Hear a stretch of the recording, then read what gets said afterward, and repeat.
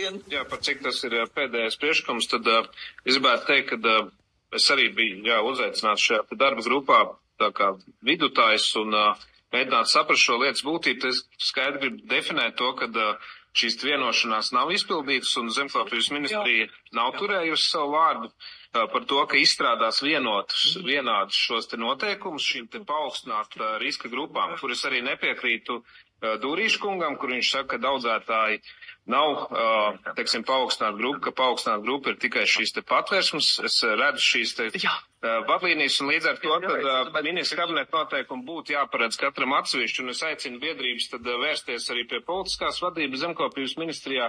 Šeit mums ir arī parlamentārais sekretārs un risināt droši vien šo jautājumu caur to pusi, bet man ir vēl viens jautājums Zemkopības ministrijai saistībā ar 12. jautājumu, kuram es arī nevaru piekrist.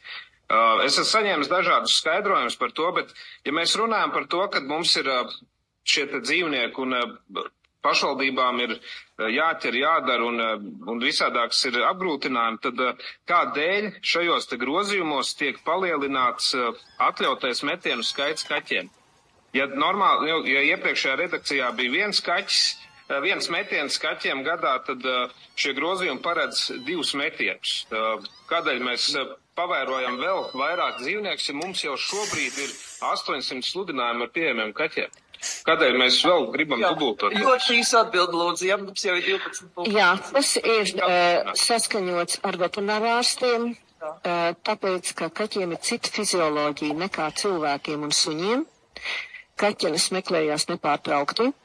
Viņām nav cikliskums, un kamēr viņas netiek sapārotas, un tie, kas nodarbojas nopietni ar šķirņu saglabāšanu, ja ir temperamentīgi kaķeni, viņai rodas veselības problēmas. Konkrēti, tas ir pret dzīvnieku labturību. Tāpēc mēs izmainījām šo normu, kas eksistē mums no 2006. gada, kad to redzēja rezultāts veterinārārsti un mēs paši. Paldies!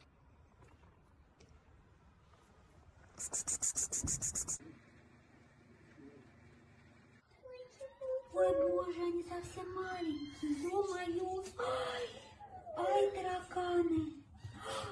тараканы, господи, это что за блоха, ой, какая блоха, господи.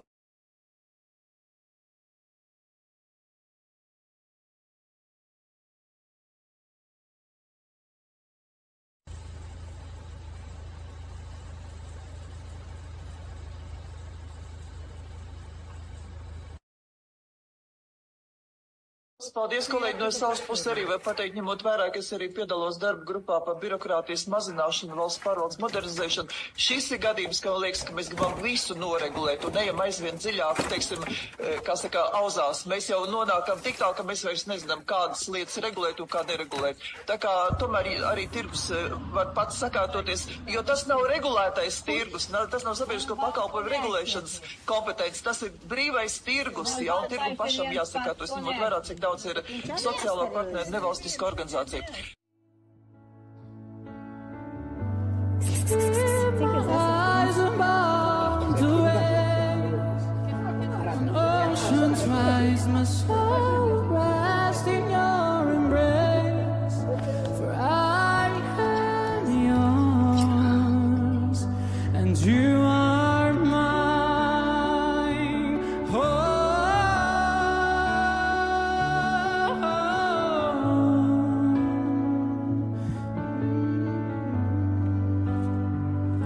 The best part of the song.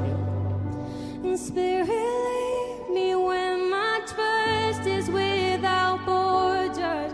Let me walk upon the waters wherever you would call me, and take me deeper than my feet could ever wander, and my faith will be made stronger in the presence of my Savior. Spirit, lead me where my trust is without borders. Let me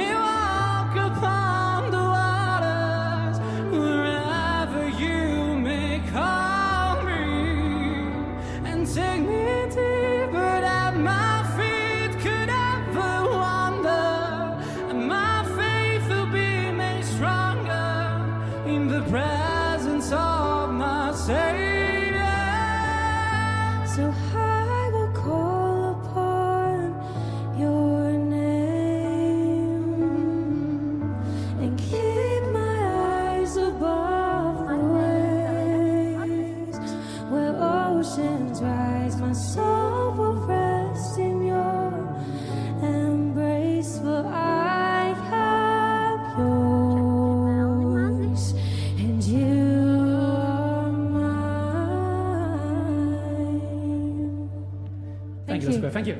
Thank you so much.